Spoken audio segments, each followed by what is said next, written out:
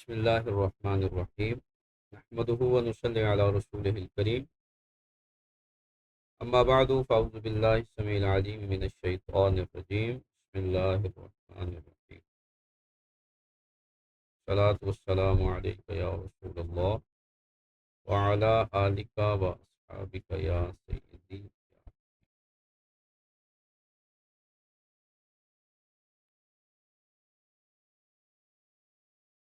الفصل الخامس الطریقۃ الخامس التخریج عن طریق النظر فی حال الحدیث متنا و سندا.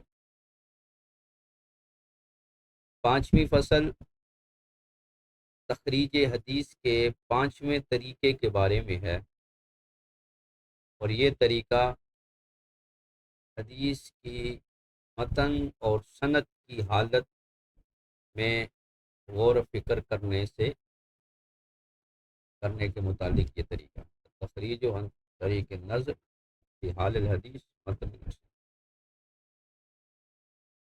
حدیث کے متن اور سند کی حالت پر غور و فکر کے طریق سے یا غور و فکر کے ذریعے تخریج حدیث کا طریقہ، یعنی اس سے مراد یہ ہوگا کہ حدیث کی ان کیفیات صفات پر غور و فکر کریں جو اس کے متن یا سند میں پائی جا رہی ہیں، اور پھر ان صفات اور کیفیات کی معرفت سے وہ حدیث کے مخرج کو یعنی ماخذ کو تلاش کریں.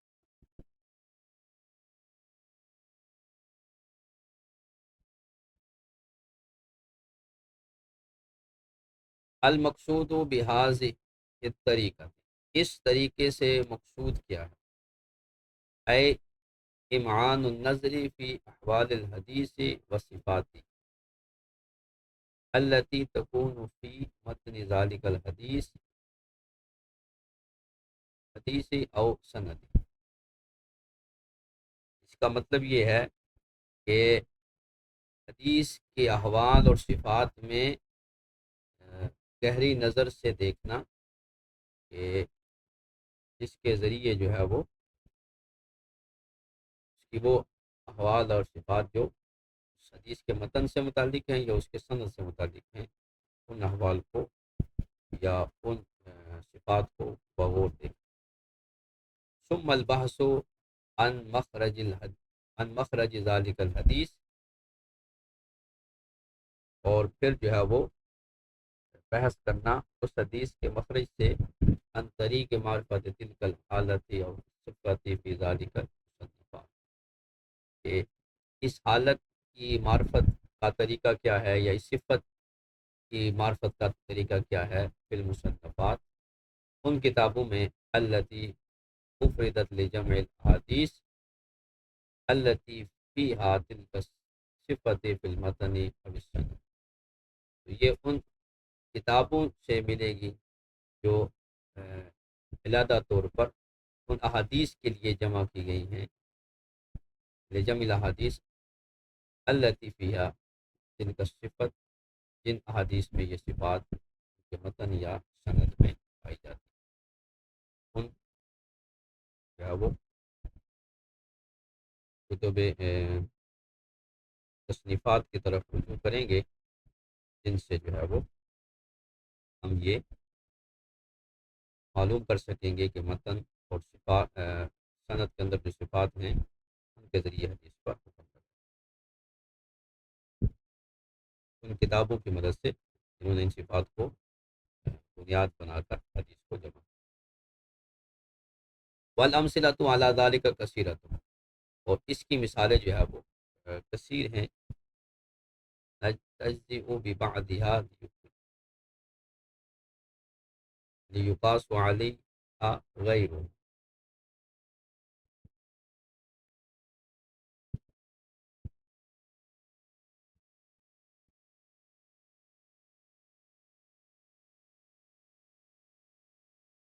وابدأ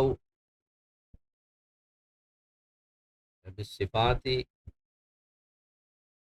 والاحوال، یا وابدأ بالصفات او الاحوال التي في المتن ثم التي في السند ثم التي فيها جميعا. تو اس کی مثالیں کثیر ہیں. نجتازی ہو ببعضها یقاس علیہا غیرہ. تو ہم جو ہے وہ اس کے بعض حصے پر ہی اکتفا کریں گے، اس کو باقیوں پر، باقی دوسرے حصے پر اس کو ہم قیاس کریں گے، اور ہم جو ہے وہ صفات یا اس کے جو احوال ہیں متن میں، ان کے ذریعے جو ہے وہ آغاز کریں گے. پھر اس کے بعد سند میں، یعنی سند ایسی ہے کہ جس میں کوئی ایسا خاص لفظ پایا جاتا ہے تو اس پر اتفاق کیا جائے گا. ثم التی فیہا جمیعہ، پھر دونوں میں، سند اور متن دونوں کو، یعنی سب سے پہلے متن دیکھیں گے، اس کے متن میں کے اندر کوئی ایسی صفت پائی جا رہی ہے، کوئی ایسی حالت پائی جا رہی ہے تو اس کو دیکھیں گے. نہیں تو اس کے بعد پھر اس کے بعد سند کی طرف، اور پھر جو ہے وہ متن سند دونوں، یعنی یہ اس طرح کی دو تین قسمیں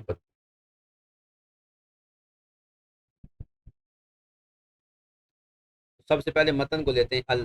المتن اذا ظہرت علامت الحدیث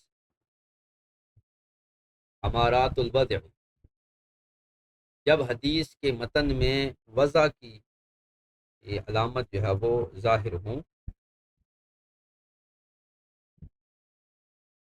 وذالک، اور یہ علامات کیسے ہوں گی؟ اما لرقالت الفاظہ او فساد معناہ او مخالفتہ لصریح القرآن او غیر ذلك. وہ امارات وضع جو ہوں گی، یا تو وہ الفاظ ایسے رقیق ہوں گے کہ وہ بارگاہ رسالت مآب صلی اللہ تعالی وسلم سے ادا ہونے والے الفاظ کے شایان شان ہی نہیں ہیں، یا پھر جو ہے وہ ایسے الفاظ ہوں گے کہ جس سے معنی کا فساد لازم ہے، معنی غلط ہو رہا ہے، یا وہ الفاظ ایسے ہیں جو صریح قرآن کے مخالف ہیں. تو یہ علامت ہے کہ یہ متن حدیث جو ہے وہ موضوع ہے. لہذا جب یہ متن حدیث گڑھا گیا ہے تو یہ وہ علامت ہے جس کے ذریعے ہم متن کے اندر وضع کو پہچانیں. اب فاقرب طریق لمعرفت مخرجہ هو النظر فی کتب الموضوعات. تو اب قریب ترین جو رستہ ہے کہ ان احادیث کے مخرج کی معرفت کے لیے وہ نظر کرنا ہے کتب موضوعات میں. فغالباً ما تجدہ مع تخریجہ والکلام علیہ وبیان واضحہ. تو اکثر جو ہے وہ آپ تخریج حدیث جب کتب موضوعات میں کریں گے تو تخریج بھی آپ پالو گے، اور اس پر کلام کیا ہے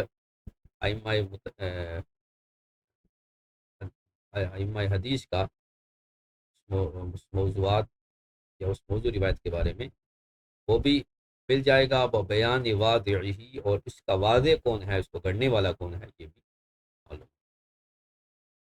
تو یہ چیزیں کہ اگر متن حدیث میں علامت وضع پائی گئی تو وہ جو ہے وہ ہم کتب موضوعات سے جو ہے وہ اس کی تخریج کر سکتے ہیں، اور وہاں سے ہم معلوم کر سکتے ہیں کہ یہ حدیث کس نے اس کی تخریج کی ہے، اور اس پر کیا ائمہ دین کا کلام، ائمہ حدیث کا اس پر کیا کلام، اور پھر اس کا بنانے، اس کو گھڑنے والا کون. ثم ان کتب الموضوعات منها ما ہوا مرتب على حروف. پھر یہ جو کتب موضوعات ہیں ان کو دو حصوں پر تقسیم کیا گیا. کچھ کتب موضوعات ایسی ہیں جو حروف تہجی کی ترتیب پر مرتب ہیں، الف با تا سا کے عنوان سے. ومنها ما ہوا مرتب علی الابواب، اور کچھ وہ ہیں جو ابواب کے عنوان پر مشتمل ہیں، یعنی باب الطہارت، باب الصلاۃ، باب زکوٰۃ وغیرہ اس طرح. وہی کثیرت، اور ان کی تعداد جو ہے وہ کثیر ہے. اب بیان کریں گے حروف میں سے جو حروف تہجی پر مشتمل ہیں، ان میں سے ایک کتاب کو بیان کریں گے. فمن الکتب المرتبات علی الحروف، وہ کتاب، وہ کتب جو حروف پر مشتمل ہیں ان میں سے ہے المصنوع فی معرفت الحدیث الموضوع المصنوع فی معرفت الحدیث الموضوع وهو المسمى الموضوعات الصغرى للشیخ علی القاری الحربی 1014 ہجری مثال ہے. یہ ملا علی قاری علیہ رحمۃ کی کتاب ہے جسے موضوعات صغرا کے نام سے جانا جاتا ہے، اور اس کا نام ہے المصنوع فی معرفت حدیث الموضوع، حدیث سے موضوع کی معرفت میں یہ بنائی گئی. ومن الکتب المرتبہ علی الابواب، اور وہ کتابیں موضوعات پر جو ابواب پر مشتمل ہیں، ابواب پر جنہیں مرتب کیا گیا ہے، ان میں سے کتاب ہے تنزیہ الشریعۃ المرفوعۃ عن الاحادیث الشنیعۃ الموضوعہ. اس کے مصنف ہیں تالیف ابی الحسن علی ابن محمد ابن عراق الکنانی 963 ہجری، ابن عراق کے نام سے یہ معروف ہیں. تو ان کی تنزیہ الشریعہ یہ نام معروف ہے، اور ابن العراق. تو یہ کتاب موضوعات پر ہے اور یہ ابواب پر مشتمل ہے. اس میں اگر حدیث موضوع کو تلاش کرنا ہو تو ابواب کے ذریعے ہم کہ اس حدیث کا تعلق کس باب سے ہے، اس باب میں ہم اس کو تلاش کر سکتے. نمبر 2، اذا کان من الاحادیث القدسیہ، پھر اگر وہ احادیث جو ہیں جو متن حدیث آیا ہے وہ احادیث قدسیہ میں سے ہے، تو فاقرب مصدر للبحث عنہ هو الکتب التي افردت لجمع الاحادیث القدسیہ. تو قریب ترین مخرج ان کا جو مصدر ہے ان میں بحث کرنے کے لیے وہ کتابیں ہیں جو احادیث قدسیہ کو جمع کرنے کے لیے تالیف کی گئی. فإنها تذکر الحدیث وتذکر من اخرجہ، ان میں جو ہے وہ حدیث کو ذکر کیا گیا ہے، اور کس نے ان کی تخریج کی ہے اس کو بھی ذکر کیا ہے. تو وہ کتابیں جو احادیث قدسیہ پر لکھی گئی ہیں ان میں ہم اگر متن حدیث میں حدیث قدسی آ جاتی ہے تو اس کو تلاش کر سکتے ہیں. اب اس کی 2 مثالیں پیش کی ہیں. پہلی کتاب جو ہے جو حدیث قدسیہ پر ہے وہ ہے مشکات الانوار فی ما روی عن اللہ سبحانہ وتعالی من الاخبار. یہ ہے محی الدین محمد ابن علی ابن عربی الحاتمی الاندلسی 638 ہجری، امام ابن العربی الاندلسی کی ہے. جامع فیہ مئۃ حدیث و حدیثا واحدا باسانید. اس میں آپ نے 101 احادیث جو ہے وہ جمع کی ہیں اپنی سند کے ساتھ جو حدیث قدسی ہیں. پھر دوسری کتاب جو ہے وہ اس بارے میں ہے الاتحاف السنیۃ بالاحادیث القدسیہ للشیخ عبد الرؤوف المناوی 1031 وفات ہے. آپ نے اس میں 272 احادیث کو جمع کیا. جمع فیہ 272 حدیث بدون اسانید، بغیر اسانید کے، ورتبہا علی الحروف، اور آپ نے ان کو حروف تہجی کی ترتیب پر جو ہے وہ حدیث کو مرتب کیا ہے.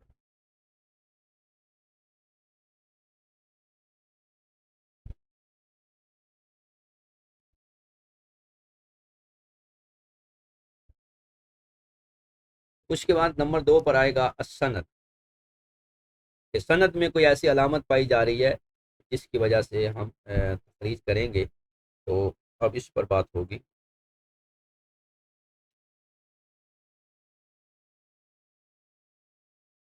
کہ اذا کان فی السند لطیفۃ من لطائف الاسناد، جب سند میں کوئی ایسی لطیف بات جو اسناد کے لطائف میں سے ہے وہ جب پائی جائے تو اس کے ذریعے سند کے احوال کو پہچانا جا سکتا ہے کہ اس سند کو ہم کن کتب میں تلاش کریں. اب اس کی مثال دے رہے ہیں کہ اس کی مثال ہے جیسے ان یوجد ابن یروی الحدیث عن ابنہ، جیسے یہ پایا جائے کسی سند میں والد کہ وہ اپنے بیٹے سے روایت کر رہا ہے، والد بیٹے سے روایت کر رہا ہے، راوی باپ ہے اور بیٹا جو ہے وہ شیخ ہے. تو اب ایسی روایتیں کہ باپ بیٹے سے روایت کرے، اس کو کہاں تلاش کریں گے؟ تو کہہ رہے فاقرب مصدر لتخریج ہی والکتب التی افردت لجمع الاحادیث التی فیہا روایت الآباء عن الابناء، تو اس میں قریب ترین جو مخرج ہے تخریج حدیث کا وہ کتابیں ہیں جو ان احادیث کے لیے وضع کی گئی ہیں کہ جن میں آبا اپنے ابنا سے یعنی باپ بیٹے سے روایت کر رہے ہیں۔ اس کی مثال کتاب ہے روایت الآباء عن الابناء، یہ ابی بکر احمد بن علی الخطیب البغدادی کی یہ کتاب ہے، المتوفہ 463 ہجری، روایت الآباء عن الابناء۔ دوسرا یہ کہ او یکون الاسناد مسلسلا، کہ سند جو ہے وہ یعنی روایت جو ہے یا سند جو ہے وہ مسلسل ہو، فیستعان بالکتب التی جمعت الاحادیث المسلسلہ، تو پھر ان کتب سے مدد لی جائے گی جو احادیث مسلسلہ کے لیے جمع کی گئی ہیں یا وضع کی گئی، ان کتابوں سے مدد کی جائے گی۔ یعنی اسناد مسلسل میں یہ ہوگا کہ سلسلہ روایت میں کوئی خاص وصف مسلسل پایا جائے، سارے حفاظ ہیں، سارے بغدادی ہیں، سارے شافعی ہیں، اس طرح کی جو ہے اسے حدیث مسلسل کہتے ہیں۔ اب اس کی مثال اس طرح کی کوئی روایت آ جائے تو اس کے لیے کتاب ہے مثل کتاب المسلسل کبرا للسیوطی،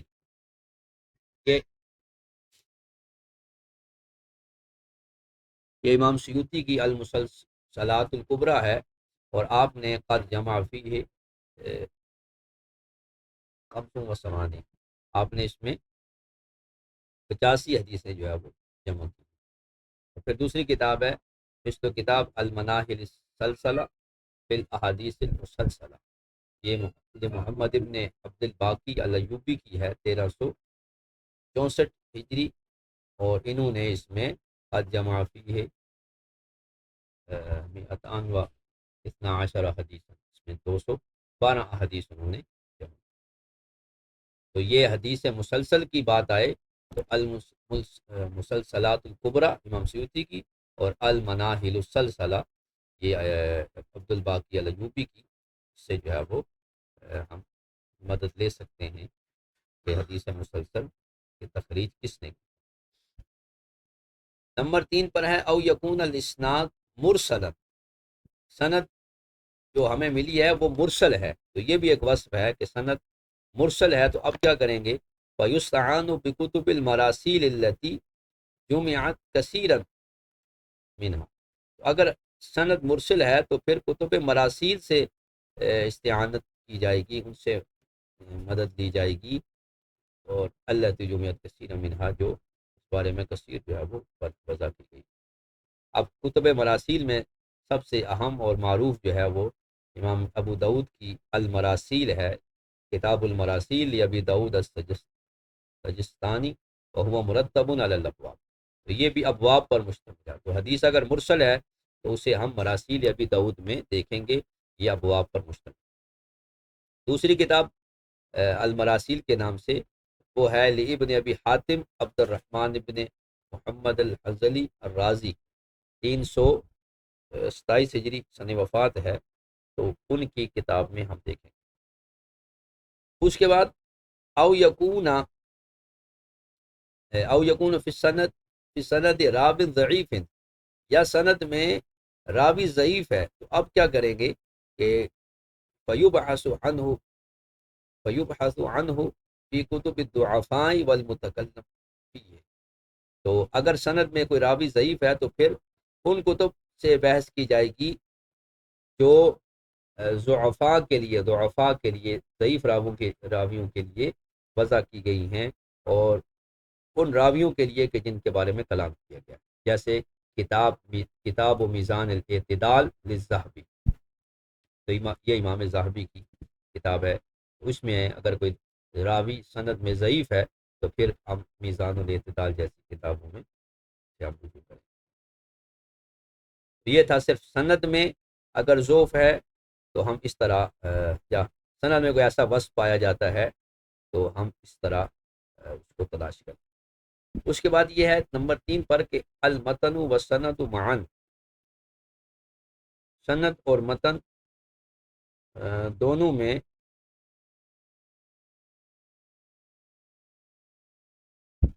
جو ہے وہ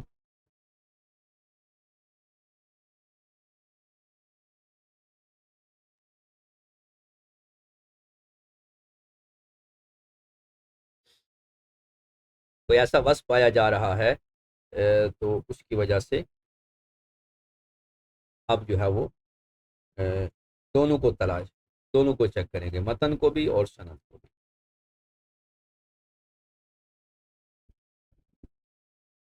ہونا کا صفات و احوال، کہتے ہیں کہ یہاں کچھ صفات ہیں اور کچھ احوال ہیں، کچھ حالتیں ایسی ہیں، کچھ صفات ایسی ہیں سند اور متن کی کہ حوال و اسناد ایسے ہیں، حوال و صفات ایسی ہیں کہ تکون احیانا فی المتن و احیانا فی السند، وہ احوال و صفات کبھی متن میں ہوتے ہیں کبھی سند میں ہوتے ہیں۔ وذالک، اور وہ کیا ہیں، جیسے کالعلت والابہام، جیسے کوئی علت پائی جا رہی ہے، کبھی وہ متن میں ہے کبھی سند میں ہے، اور اسی طرح مبہم، راوی مبہم ہے وغیرہ، تو یہ جو ہے وہ اس طرح کی بات ہے۔ فالاحادیث التي یوجد فیها شیء من هذا، بس وہ احادیث جن میں اس طرح کی کوئی چیز پائی جائے تو یبحث عنها فی کتب، تو ان احادیث میں بحث کی جائے گی ایسی کتب سے کہ افردها یا افردها العلماء للکلام علیہ، کہ جنہیں علماء کرام نے